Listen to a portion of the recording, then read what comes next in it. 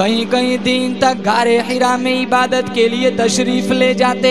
خدیجۃ الکبریٰ رضی اللہ تعالیٰ عنہ کہیں کہیں دنوں کا کھانا بنا کر کے دیتی، تنہائیوں میں بیٹھ کر، خلوتوں میں بیٹھ کر، علیحدگی میں بیٹھ کر اپنے رب کریم کو یاد فرماتے۔ ایک دن جبرائیل امین تشریف لائے، اقرأ یا محمد صلی اللہ علیہ وسلم پڑھیے۔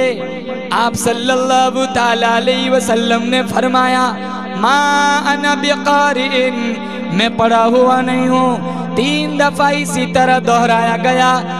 فأخذنی وغطنی غطا شدیدا، جبرائیل امین نے اتنا سختی سے دبایا، اتنا سختی سے پھینچا، اللہ کے نبی کو پسینہ آ گیا۔ قرآن اتر رہا ہے اور پہلا موقع تھا، اس سے پہلے قرآن نہیں اترا تھا۔ ایک انوکھی چیز تھی، نئی چیز تھی، کب کبھی آ گئی، لرزہ آ گیا، سردی لگ گئی۔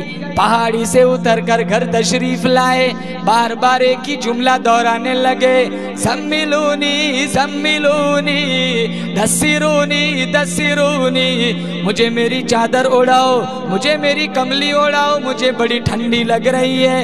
انی اخاف علی نفسی، مجھے میری جان کا ڈر لگ رہا ہے۔ خدیجۃ الکبریٰ رضی اللہ تعالیٰ عنہ مکے کی دانا مائی، مکے کی ہوشیار مائی، اللہ پاک جل شانوں کی انتخاب کردہ مائی، کالی کملی والے کی گھر والی کہنے لگی واللہ لا یخزیک اللہ ابدا، مالک کائنات کی قسم، اللہ آپ کو کبھی بھی ضائع نہیں کرے گا۔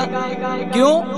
پھر ہمارے نبی کے اخلاق گنوائے، انک لتصل الرحیم، آپ تو صلہ رحمی کرتے، تکسب المعدوم، تقری الضعیف، تعین علی نوائب الحق، بیواؤں کے لیے سہارا بنتے، یتیموں کی یتیم پروری کرتے، جو کسی کی گالی کا جواب نہ دے، جو کسی کی بات کا برا نہ مانے، جو اتنے اخلاق کا حامل ہو، اللہ انہیں ضائع کیسے کر سکتا ہے؟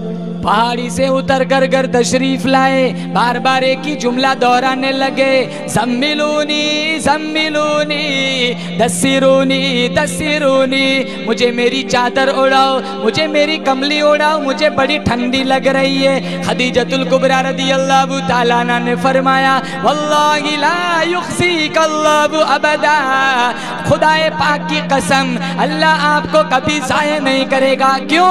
انک لتصل الرحم، تکسب المعدوم، تقری الضعیف، تعین علی نوائب الحق، صفتیں گنوائی، اللہ کے نبی کے اخلاق بتلائے۔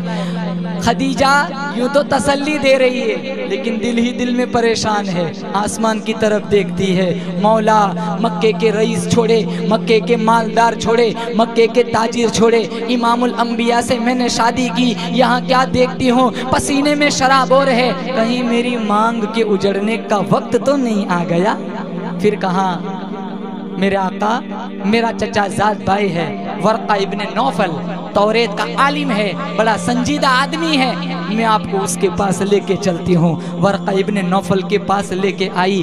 ورقہ ابن نوفل سے خدیجہ نے کہا پتہ نہیں جب سے پہاڑی سے اتر کے آئے ہیں پسینے میں شرابور ہے، ماجرا کیا ہے آپ پوچھ لیجئے، مجھے ڈر لگتا ہے کہیں میں بیوہ تو نہیں بن جاؤں گی۔ ورقہ ابن نوفل نے پوچھا، ہمارے نبی نے داستان سنائی۔ ورقہ ابن نوفل کہنے لگا خدیجہ تجھے کروڑوں مبارک ہو، تم مکہ کے کسی سردار کی بیوی نہیں، تاجر کی بیوی نہیں، مالدار کی بیوی نہیں، تجھے کروڑوں مبارک ہو، تو امام الانبیاء کی گھر والی ہے۔ یہ قرآن کریم کے نزول کا سلسلہ شروع ہو گیا، تو نبی آخر الزمان کی گھر والی ہے، تو بڑی عظمتوں والی، تجھے کروڑوں مبارک ہو۔ ورقہ ابن نوفل کہتا ہے، آنسو بہاتا ہے۔ خدیجہ نے پوچھا بھائی جان آپ کیوں رو رہے ہو؟ ورقہ ابن نوفل کہنے لگے کاش میری عمر تو زیادہ ہو گئی، موت بالکل قریب ہے، قبر بالکل قریب ہے، کاش میں ان کا اس وقت تعاون کرتا، میں ان کی اس وقت مدد کرتا، میں ان کا اس وقت ساتھ دیتا جب اپنے پرائے سب مل کر ان کو پتھر ماریں گے۔ بھائی جان انہیں کون پتھر مارے گا؟ जो कभी किसी की गाली का जवाब न दे, कभी किसी की बात का बुरा न माने, जो इतने अखलाक का हामिल, इन भला कौन पत्थर मारेगा। कहाँ ये कुरान उतरा है जिसमें अल्लाह की तौहीद का पैगाम ऐलान होगा। जिस जिस नबी ने इस तौहीद की तबलीग की, इन्होंने मार खाई।